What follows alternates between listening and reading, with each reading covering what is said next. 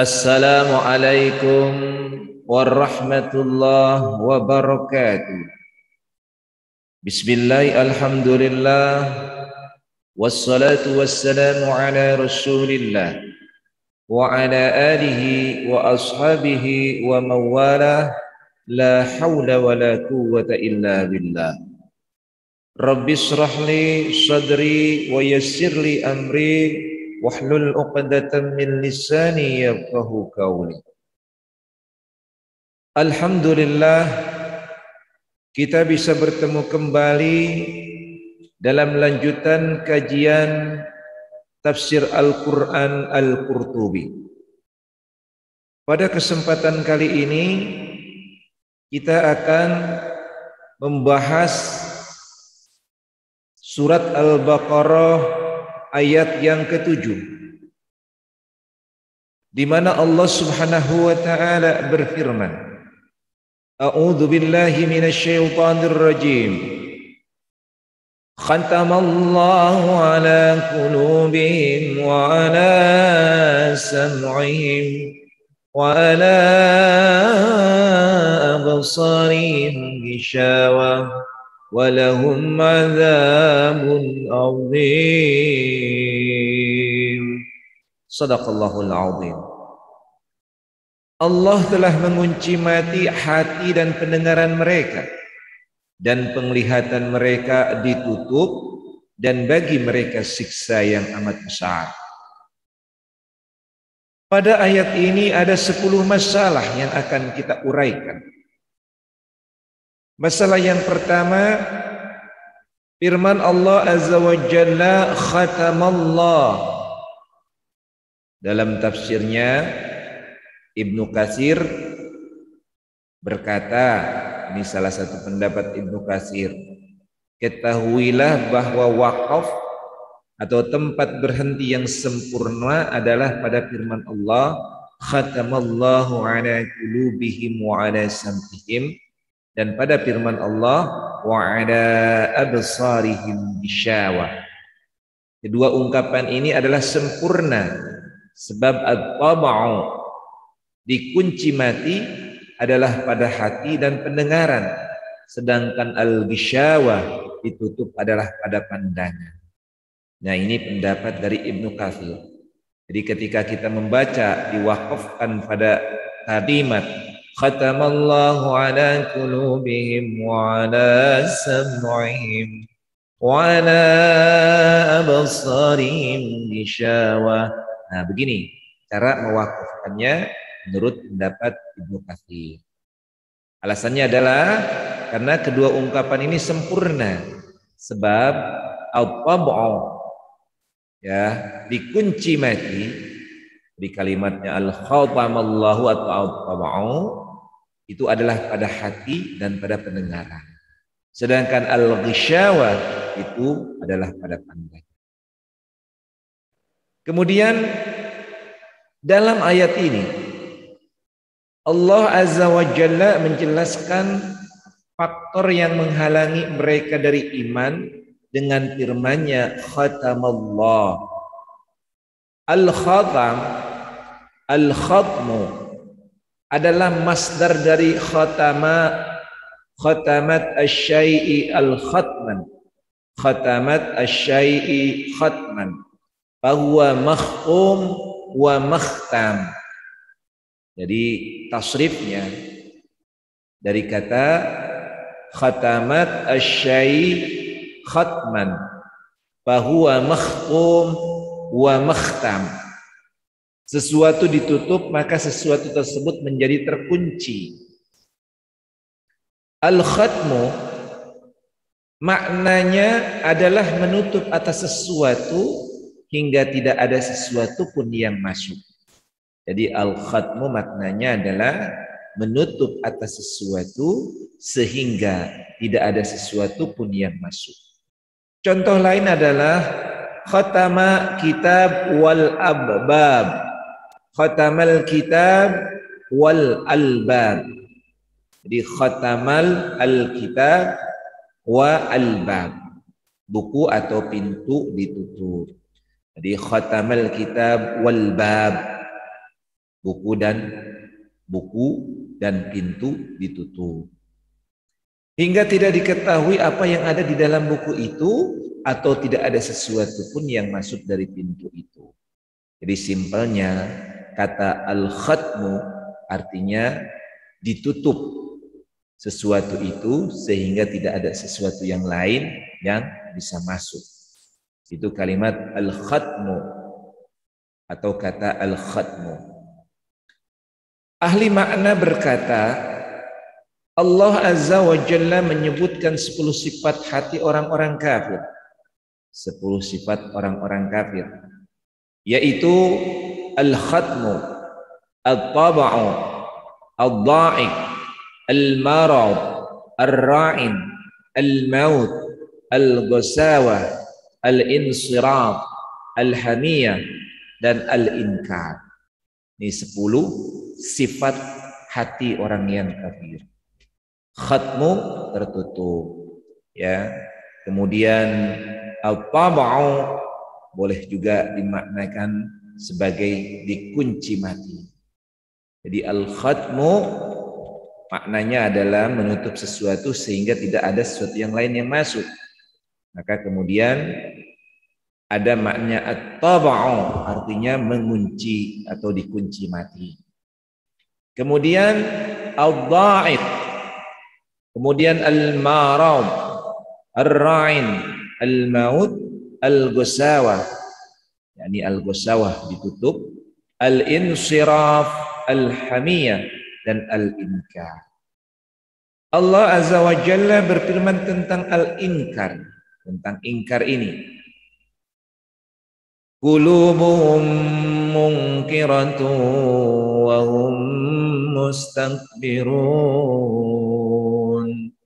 Hati mereka mengingkari keesaan Allah, sedangkan mereka sendiri adalah orang-orang yang sombong. Surat An-Nahl, surat ke-16 ayat 22. Jadi ini tentang hati atau sifat hati orang kafir, dijelaskan dalam firman Allah, yakni dalam surat An-Nahl ayat 22. Hati mereka mengingkari keesaan Allah, sedangkan mereka sendiri adalah orang-orang yang sombong. Allah Azza wa Jalla berfirman tentang al-hamiyah. Al-hamiyah sama sifatnya kesombongan. Ij'alal ladzina kafaru fi qulubihimul hamiyah. Ketika orang-orang kafir menanamkan dalam hati mereka kesombongan. Al-hamiyah artinya kesombongan. Surat Al-Fat ayat 26. Allah Azza wa Jalla berfirman tentang al-insiraf. Al-insiraf artinya berpaling. Tsumman sarafallahu qulubahum bi'annahum qaumun la yafqahun. Sesudah itu mereka pun pergi. Allah telah memalingkan hati mereka disebabkan mereka adalah kaum yang tidak mengerti. Sarafallah. Maka al-insiraf artinya berpaling. Ini dijelaskan dalam surat At-Taubah surat ke-9 ayat 127. Allah Azza wa Jalla berfirman tentang al-ghasawah, keras membantu. Fawailul lil qasiyati qulubuhum min dzikrillah. Ghasawah. Fawailul lil qasiyah, fawailul lil qasiyati qulubuhum min dzikrillah. Maka kecelakaan yang besarlah bagi mereka yang telah membatu hatinya untuk mengingat Allah. Surat Az-Zumar ayat 22. Jadi tentang al-qasawah, keras membantu. Allah Azza wa Jalla juga berfirman, "Tsumma qasat qulubukum min ba'di dzalik." Kemudian setelah itu hatimu menjadi keras seperti batu. Tsumma qasat. Artinya al-qasiyah, keras membatu. Tadi dalam surat Al-Baqarah ayat 74. Kemudian Allah Azza wa Jalla berfirman tentang al-maut, tentang hati yang mati. awaman kana maitan fa ahyayna. Dan apakah orang yang sudah mati kemudian dia kami hidupkan? Surat Al-An'am 122. Allah Azza wa Jalla juga berfirman, innama yastajibul ladzina yasma'un wal mauta yab'atsuhumullah. Hanya orang-orang yang mendengar sajalah yang mematuhi surat Allah, dan orang-orang yang mati hatinya akan dibangkitkan oleh Allah. Surat Al-An'am ayat 36. Kemudian Allah Azza wa Jalla berfirman tentang Ar-Ra'in, tertutup. Bal rana ala qulubihim ma kanu yaksibun. Sekali-kali tidak demikian. Sebenarnya apa yang selalu mereka usahakan itu menutup hati mereka. Surat Al-Mutaffifin ayat 14. Allah Azza wa Jalla berfirman tentang al-marad, sakit. Fi qulubihim marad. Dalam hati mereka ada penyakit. Dalam hati orang yang munafik ini ada penyakit. Dalam hati orang yang kafir ini ada penyakit. Al-Baqarah ayat 10. Allah Azza wa Jalla berfirman tentang al-dha'iq, tentang sesak. Wa man yurid an yudillahu yaj'al sadrahu dhayqan 'araja. Dan barang siapa yang dikehendaki Allah kesesatannya, niscaya Allah menjadikan dadanya sesak lagi sempit. Ini 125 tentang sifat orang yang kafir. Kemudian Allah Azza wa Jalla berfirman tentang al-tab'u, dikunci mati. Fatubi'a ala qulubihim fahum la yafqahun.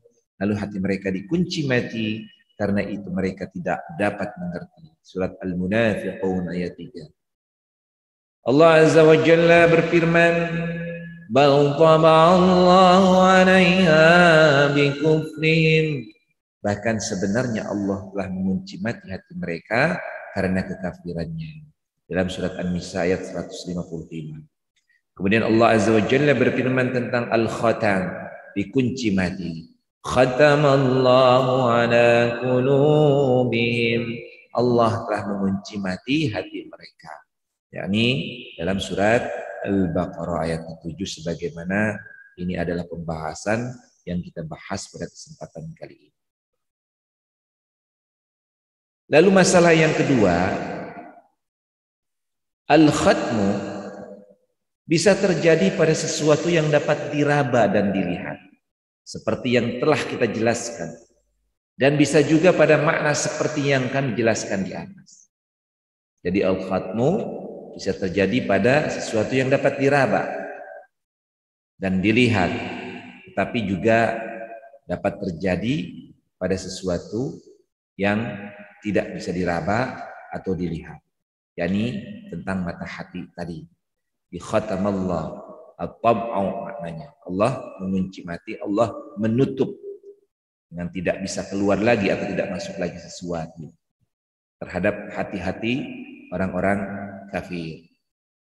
Kemudian al-khatmu pada hati adalah tidak mengindahkan firman-firman Allah Azza wa Jalla dan tidak merenungkan ayat-ayatnya.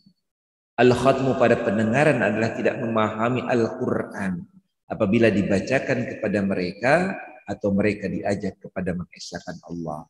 Sedangkan al-khatmu pada penglihatan adalah tidak merenungi makhluk Allah dan keajaiban ciptaannya. Ini adalah pendapat Ibnu Abbas, Ibnu Mas'ud, Qatadah dan lainnya. Jadi Ibnu Abbas, Ibnu Mas'ud, Qatadah dan lainnya berpendapat bahwa al-khatmu pada pendengaran tidak memahami Al-Quran ketika dibacakan. Sedangkan al-khatmu pada penglihatan adalah tidak merenungi makhluk Allah dan keajaiban ciptaan Allah. Nah ini, jadi al-khatmu pada pendengaran, al-khatmu pada penglihatan, ya, itu memiliki makna-makna yang sangat-sangat mendalam. Kemudian Masalah yang ketiga dari firman Allah surat Al-Baqarah ayat ke-7 tadi adalah dalam ayat ini terdapat dalil yang paling jelas bahwa Allah Azza wa Jalla adalah yang menciptakan hidayah, yang menciptakan petunjuk dan kesesatan, kekufuran dan keimanan. Maka kita renungkan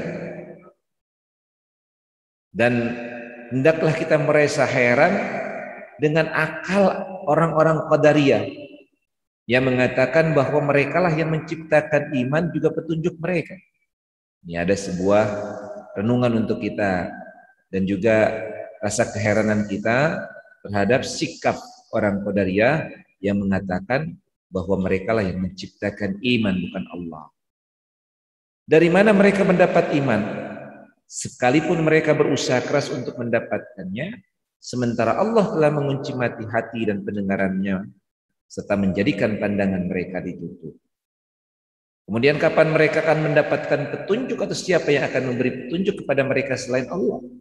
Apabila Allah telah menyesatkan mereka, menuliskan telinga mereka, menulikan telinga mereka dan membutakan pandangan mereka. Allah Azza wa Jalla berfirman, "Wa may yudlilillahu fama lahu min had." Dan barang siapa yang disesatkan Allah, maka tidak seorang pun memberi petunjuk baginya. Surat Az-Zumar ayat 30. Perbuatan Allah ini adalah suatu keadilan, sebab dia tidak menghalangi hak yang wajib atasnya, yang bila tidak ditunaikan maka hilanglah sifat adil. Akan tetapi Allah menghalangi mereka dari sesuatu yang bisa Allah berikan dan bisa juga tidak diberikan, bukan sesuatu yang wajib Allah berikan kepada mereka.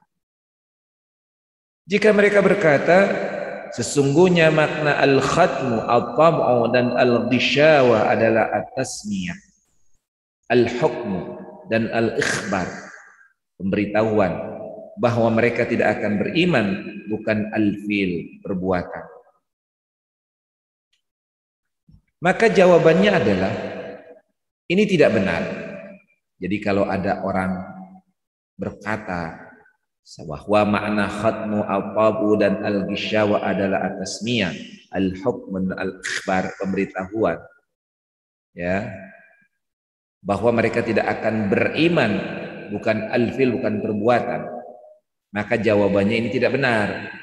Sebab hakikat al-khatmu dan al-tabu adalah perbuatan yang dengannya hati menjadi terkunci dan tertutup. Tidak mungkin hakikatnya adalah at-tasmiyah dan al-hukmu. Tidakkah kita melihat bahwa apabila dikatakan ulan toba'al kitab wal khatamahu, maka hakikatnya adalah perbuatan yang dengannya kitab itu menjadi terkunci dan tertutup.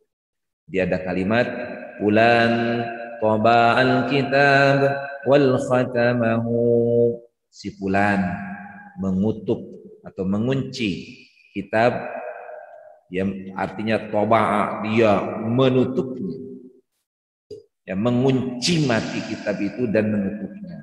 Maka hakikatnya adalah perbuatan yang dengan kitab itu menjadi terkunci dan tertutup, bukan at-tasmiyah dan al-hukmu. Hal ini tidak pernah diperdebatkan di antara ahli bahasa. Umat juga sepakat bahwa Allah Azza wa Jalla telah menegaskan bahwa Allah mengunci mati dan menutup hati orang-orang kafir sebagai sanksi atas kekufuran mereka. Allah Subhanahu wa taala berfirman, "Bal taba'allahu 'alaiha bikufrihim." Bahkan sebenarnya Allah telah mengunci mati hati mereka karena kekafiran. Surat An-Nisa 155. Selain itu umat juga sepakat bahwa al-tabu dan al-khatmu pada Nabi sallallahu alaihi wasallam, para malaikat dan orang-orang yang beriman tidak terjadi. Oleh karena itu, seandainya al-tabu dan al-khatmu itu adalah at-tasmiyah dan al-hukmu, tentulah kedua hal itu terjadi pada para nabi dan orang-orang yang beriman. Orang-orang kafirlah yang hati mereka terkunci mati, dan merekalah yang berada dalam kesesatan lagi tidak akan beriman. Dengan demikian maka al-khatmu dan al-tabu bukan bermakna at-tasmiyah dan al-hukmu, akan tetapi kedua itu bermakna sesuatu yang diciptakan Allah di dalam hati yang dapat menghalangi iman.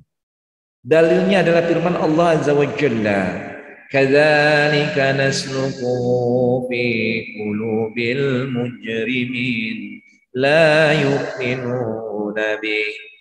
Demikianlah kami memasukkan rasa ingkar dan memperolok-olok itu ke dalam hati orang-orang yang berdosa, orang-orang yang kafir. Mereka tidak beriman kepada Al-Quran. Surat Al-Hijr ayat 12 sampai 13. Juga firman Allah Azza wa Jalla, wa ja'alna ala qulubihim akinnatan ay yafqahu.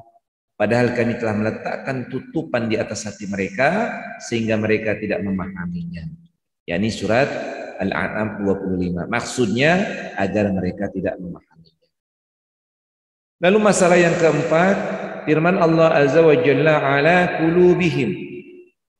Dalam ayat ini terdapat bukti keutamaan hati atas seluruh anggota tubuh lainnya. Hati dimiliki oleh manusia juga oleh makhluk hidup lainnya. Sesuatu yang paling murni dan paling mulia adalah hati. Dan ia adalah tempat pikiran. Jadi hati itu adalah tempat pikiran.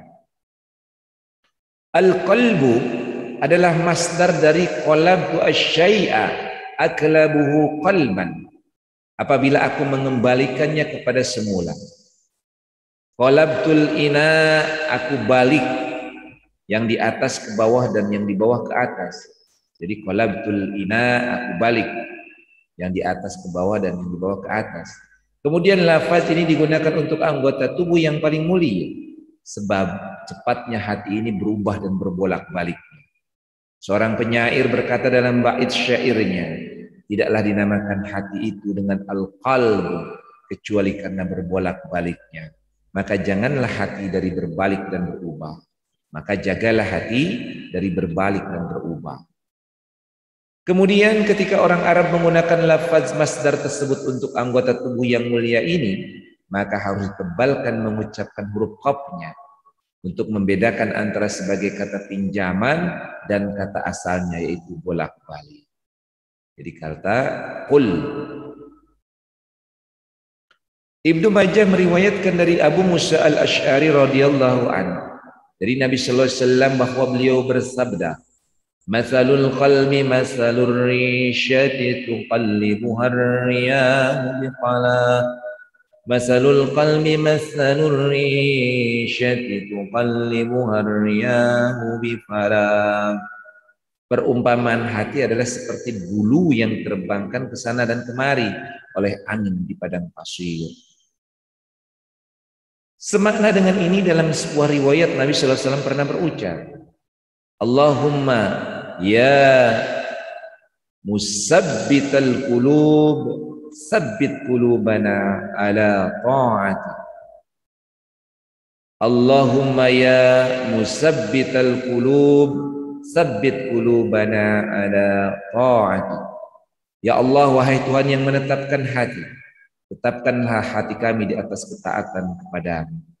Ini adalah hadis dari Ibnu Majah.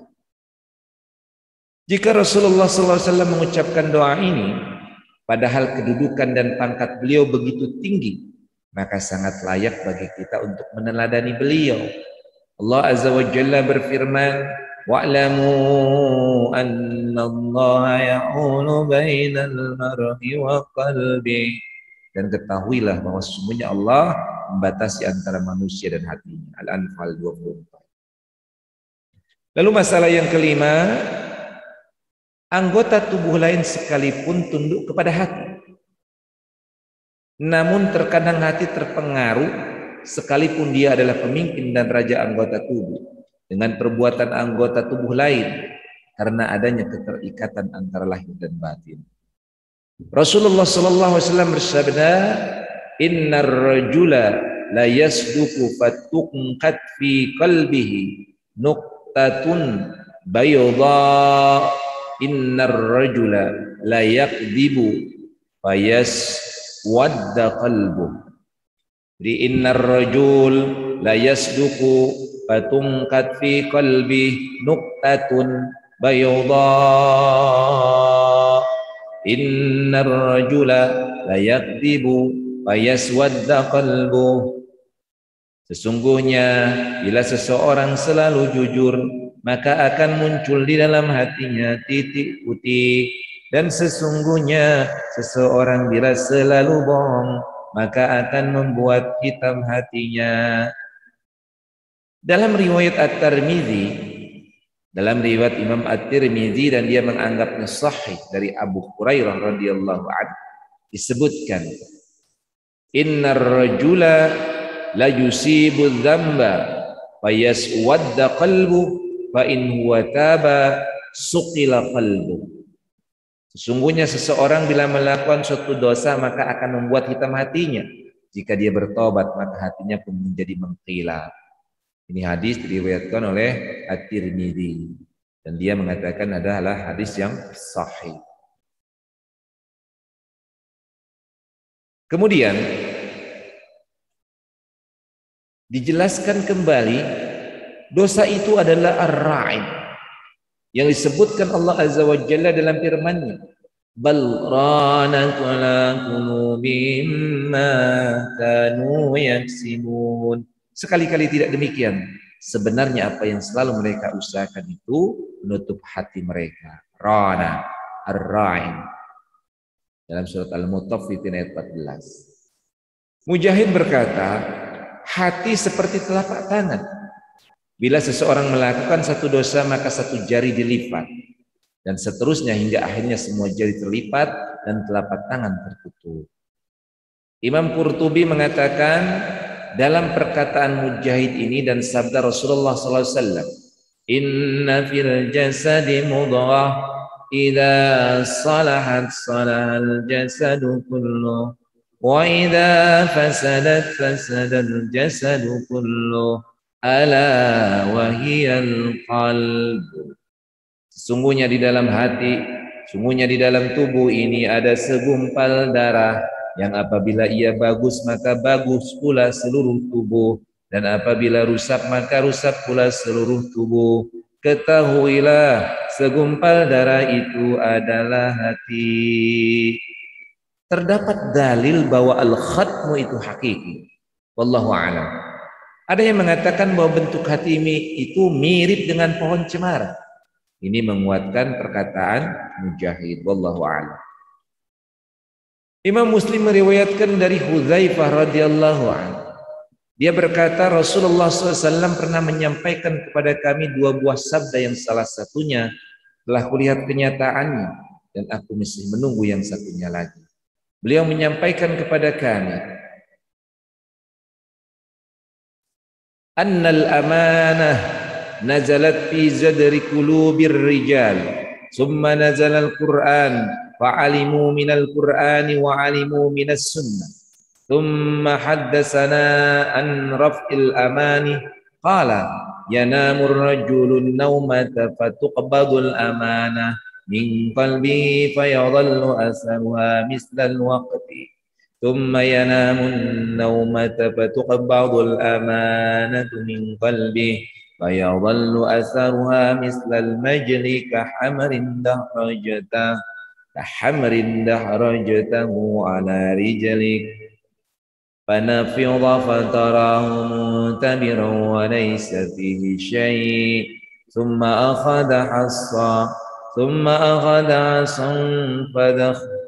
فدخرجه على رجله فيصبح الناس يتبايعون لا يكاد أحد يؤدي الأمانة حتى يقال إن في بني فلان رجلا أمينا حتى يقال للرجل ما أجلده ما أضرفه ما أعقله وما في قلبه مثقال حبة min haradalin min iman walaqad ata alayya zamanun wa ma ubali ayyakum bay'atu la in kana musliman la yaruddannahu alayya din wa la in kana nasraniyan aw yahudiyan la yaruddannahu alayya sa'i wa ammal yawma fama kuntu la uba.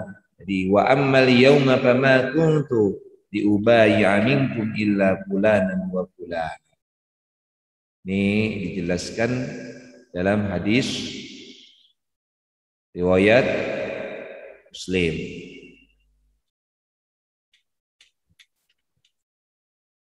Bahwa amanah turun ke dalam lubuk hati. Jadi makanya sabda Nabi SAW, sesungguhnya amanah turun ke dalam lubuk hati beberapa orang. Ini maknanya, sesungguhnya amanah turun ke dalam lubuk hati beberapa orang. Amanah adalah kewajiban-kewajiban agama. Ada juga yang mengatakan bahwa amanah itu adalah agama. Abu Aliyah berkata amanah itu adalah apa yang diperintahkan dan apa yang dilarang. Maksud lubuk hati adalah dasarnya. Artinya apabila amanah itu sudah bersemayam di dalam hati seorang hamba, maka ketika itu juga dia pun melaksanakan kewajiban-kewajiban tersebut dan mengharap imbalan dari pelaksanaannya. Di samping bersungguh-sungguh dalam melaksanakannya, nah ini. Kemudian bahwa amanah turun ke dalam lubuk hati beberapa orang. Kemudian turun Al-Quran. Maka mereka mengetahui, mengambil pelajaran dari Al-Quran dan mengetahui As-Sunnah. Kemudian beliau bersabda tentang pencabutan amanah. Beliau bersabda, seseorang tidur sejenak maka dicabutlah amanah itu dari hatinya. Namun bekasnya masih tersisa sedikit. Kemudian dia tidur lagi sejenak maka dicabutlah amanah itu dari hatinya. Maka tersisalah dari amanah itu seperti air di antara kulit dan daging. Atau seperti bara api yang kamu permainkan dengan kaki lalu padam. Kamu lihat percikan bara api terbang dan hilang tanpa berkas. Kemudian beliau mengambil batu kerikil lalu beliau mempermainkan dengan kaki beliau. Orang-orang bertransaksi, namun hampir tidak ada seorang pun yang menunaikan amanah hingga dikatakan, sesungguhnya bumi, sesungguhnya di Bani Fulan ada orang yang amanah. Hingga dikatakan kepada seorang, alangkah teguhnya dia, alangkah bagusnya dia, dan alangkah berakalnya dia. Padahal tidak ada di dalam hatinya iman sebesar biji sawi pun. Telah datang kepadaku suatu masa yang aku tidak peduli siapa yang bertransaksi denganku. Jika dia seorang muslim maka dia pasti mengembalikan hutangnya kepadaku. Dan jika dia seorang Nasrani atau Yahudi maka pasti hutangnya akan dikembalikan kepadaku oleh suruhannya.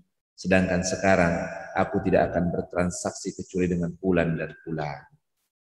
Ini hadis riwayat Muslim. Sabda Rasulullah SAW seperti bara api yang kamu permainkan. Menunjukkan bahwa semua itu terjadi pada hati dan mendapat mempengaruhi seperti juga al-khatmu dan al-tab'ah. Dalam riwayat lain, Huzaifah radhiyallahu an berkata, aku pernah mendengar Rasulullah SAW bersabda, tu'radul fitan ala qulubin kal hasirin 'udan 'udan, wa ayyu qalbin ushribaha nukita. Jadi فأي قلب أشربها نكت فيه نكتة سوداء وأي قلب أنكرها نكت فيه نكتة بيضاء حتى تصبر على قلبين على أبيض مثل الصفا فلا تضر فتنة ما دامت السماوات والأرض والآخر أسود مربدا والآخر أسود مربدا كالكوز مجاخيا لا يعرف معروفا ولا ينكر منكرا إلا ما أشرب من هواه. Dibentangkan fitnah-fitnah pada hati seperti tikar yang dianyam satu persatu. Hati siapa saja yang terpengaruh dengannya maka muncul pada hati itu suatu titik hitam, dan hati siapa saja yang mengingkarinya maka muncul pada hati itu suatu titik putih hingga hal itu menjadi putih jernih. Bila sudah demikian maka tidak ada lagi fitnah yang dapat merusaknya selama langit dan bumi ada. Sementara orang yang hati mereka yang lain menjadi hitam keabu-abuan seperti panci yang sudah berwarna hitam keabu-abuan, dan tidak lagi melakukan yang ma'ruf dan tidak pula mengingkari yang mungkar kecuali apa yang sesuai dengan hawa nafsunya. Lalu masalah yang keenam adalah terkadang hati juga diungkapkan dengan al-fu'an dan al-sadr. Allah Azza wa Jalla berfirman, kadzalika linusabbita bihi fu'ada, demikianlah supaya kami perkuat hatimu dengannya. Al-Furqan 32. Allah Azza wa Jalla juga berfirman, alam nashrah laka sadra, bukankah kami telah melapangkan untukmu dadamu.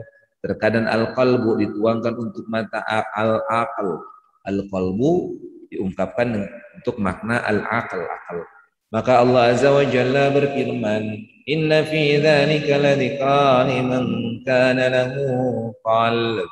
Sungguhnya pada yang demikian itu benar-benar terdapat peringatan bagi orang-orang yang mempunyai hati. Surat Al-Qaf, surat Qaf ayat 37. Maksud hati di sini adalah akal. Sebab hati adalah tempat akal menurut pendapat sebagian besar ulama. Adapun al-fu'ad adalah tempat hati dan as-sadr adalah tempat al-fu'ad. Wallahu a'lam. Masalah yang ketujuh, firman Allah Azza wa Jalla wa ala absarihim, dan penglihatan mereka ini menjadi dasar orang yang mengutamakan pendengaran daripada penglihatan. Karena pendengaran disebutkan sebelum penglihatan. Dalam ayat lain Allah Azza wa Jalla berfirman, "Qul ara'aytum in akhadallahu sam'akum wa absarakum." Katakanlah, terangkanlah kepadaku jika Allah mencabut pendengaran dan penglihatanmu. Allah Azza wa Jalla juga berfirman, "Wa ja'ala lakumus sam'a wal absara wal afida." Dan Allah Azza wa Jalla menjadikan bagi kamu pendengaran, penglihatan dan hati. Surat As-Sajdah ayat 9. Orang yang berpendapat demikian berkata, dengan pendengaran seseorang dapat mengetahui dari segala arah dan dalam keadaan terang atau gelap. Sementara dengan penglihatan, seseorang hanya dapat mengetahui apa yang ada di hadapannya. Itu pun dengan perantaraan sinar atau cahaya. Di sisi lain, sebagian besar ahli kalam mengutamakan penglihatan dari pendengaran. Sebab hanya suara dan perkataan yang dapat diketahui dengan pendengaran. Sedangkan dengan penglihatan, seseorang dapat mengetahui benda, warna, dan segala bentuk gerakan.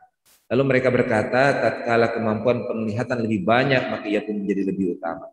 Maka mereka juga menyatakan kemungkinan dapat mengetahui sesuatu dari segala arah dengan perantaraan penglihatan. Lalu masalah yang ke-8, jika ada yang bertanya, kenapa Allah menjamakkan al-absar, penglihatan, dan memufradkan atau menunggalkan as-sam'u, pendengaran? Ada yang menjawab bahwa lafaz as-sam'u itu dimufradkan karena bentuknya adalah masdar yang bisa digunakan sedikit dan banyak. Dikatakan sami'tu asy-syai', asma'uhu sam'an wa sima'an.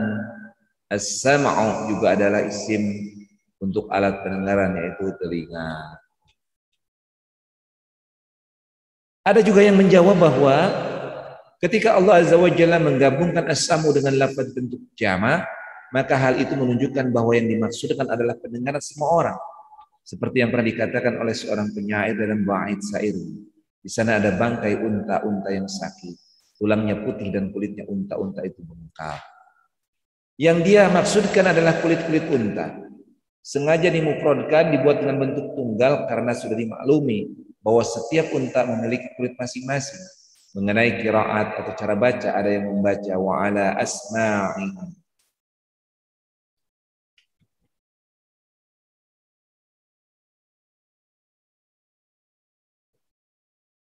Ada juga yang memberikan alasan kenapa as-sam'u dimufradkan, yaitu karena maksudnya adalah tempat-tempat pendengaran mereka. Sebab pendengaran tidak ditutup, akan tetapi yang ditutup adalah tempat pendengaran. Mudhaf, tempat-tempat dihilangkan dan yang dinampakkan adalah mudhaf ilaih, pendengaran saja. Bisa juga as-sam'u berarti al-istima', mendengarkan. Dikatakan sam'uka hadithi yu'jibuni, istima'uka ila hadithi yu'jibuni. Kamu mendengarkan pada pembicaraanku membuatku menjadi senang. Jika harkat sin adalah kasrah, as-sim'u, maka artinya nama baik seseorang. Dikatakan dahaba sim'uhu finnas, nama baiknya di antara manusia adalah sima. As-sim'u juga berarti anak serigala. Waqaf berhenti di sini wa ala sam'ihim, dan pendengaran mereka gisyawah ditutup, berada pada posisi mubtada, dan kalimat-kalimat sebelumnya adalah khabar. Kata gantihim pada mereka, pada kalimat atau kata qulubihim, dan lafaz berganti-ganti.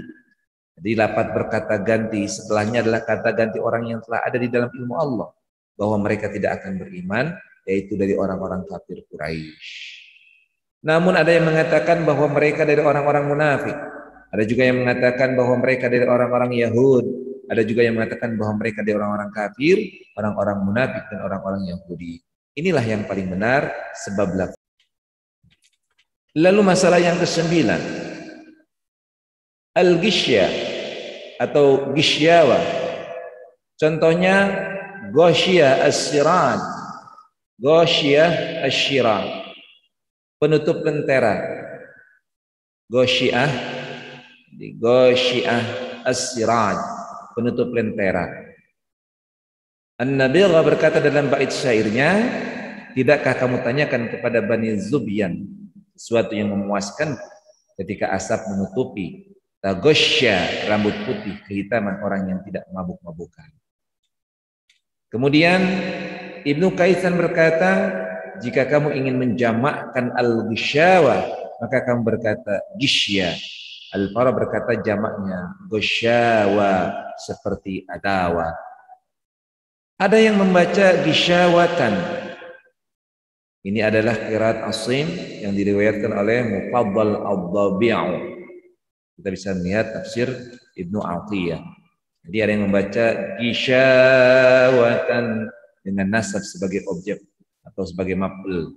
Maknanya dia menjadikan penutup. Namun cara baca dengan rafa, ghisyawatun adalah yang paling baik, dan wawu adalah huruf ataf, yakni ataf kalimat dengan kalimat. Sebagian ahli tafsir berkata al-ghisyawah pada pendengaran dan penglihatan, dan waqaf pada qulubihi. Ahli tafsir lain berkata al-khatmu pada semuanya, hati, pendengaran dan penglihatan. Al-ghisyawah adalah al-khatmu itu. Dengan demikian maka waqaf pada ghisyawah. Ini adalah terdapat dalam kitab Muharib al-Wajiz. Kemudian Hasan membaca Gusyawah dan Abu Haywah membacanya dengan Gusyawah. Sementara dari riwayat lain dari Abu Amru, Gusyawah, artinya dia membacanya dengan bentuk masdar. Ibnu Kaisan berkata boleh dibaca Gusyawah dan Gishwah, namun yang paling bagus adalah Gisyawah. Seperti ini pula pada lafaz imamah, inana, qilada, isabah dan seumpamanya. Lalu makna masalah yang ke-10, firman Allah Azza wa Jalla wadahum. Maksudnya bagi orang-orang kafir yang mendustakan azabun azim, adab seperti pukulan dengan cambuk, dibakar dengan api, dipotong dengan pisau besi, dan segala bentuk penyiksaan lain yang menyakitkan. Dalam Al-Quran Allah Azza wa Jalla berfirman, wal yashhad adzabahuma qa'ibatun minal mu'minin, dan hendaklah pelaksanaan hukuman mereka disaksikan oleh sekelompok dari orang-orang yang beriman. Surat An-Nur ayat 2. Al-adzab bermakna al-habs dan al-man'u, artinya dikurung dan ditahan. Al-habs dan al-man'u dalam bahasa Arab, dalam bahasa a'dibuhu angkada, artinya aku mengurungnya dan menahannya dari sesuatu. A'dibuhu angkada, ya, ini adalah qiraatnya. Jadi qiraat ini bisa dilihat penjelasnya dalam lisan Arab. Contoh yang lain, udhubatul ma, sebab air itu menjadi tawar karena ditahan atau diendapkan di dalam wadah. Contohnya lagi perkataan Ali radhiyallahu an, a'dibu, tahan istri-istri kalian dari keluar. Dari Ali radhiyallahu an juga bersabda saat dia melepas kepergian sebuah pasukan, a'dibu, tahan diri kalian dari mengingat istri, sebab hal itu dapat melemahkan semangat pelaku kalian. Dalam sebuah ungkapan dikatakan, aku akan mengekangmu dengan kekang yang mu'dziban, artinya mani'an, yang kuat dari mempermainkan orang lain. Al-adzab adalah lafaz lazim, tidak membutuhkan objek, dan juga muta'addi, membutuhkan objek. Azab disebut azab. Jadi azab disebut azab karena orang yang diazab tertahan dan terhalang dari kebaikan yang dapat diterima tubuhnya, tetapi justru mendapatkan lawannya. Nah, inilah penjelasan Imam Qurtubi berkaitan dengan surat Al-Baqarah ayat yang ke-7. Semoga apa yang disampaikan bermanfaat. Mohon maaf apabila ada kesalahan dan kekurangan. Usikum wa nafsi bittaqwallah. Assalamualaikum warahmatullahi wabarakatuh.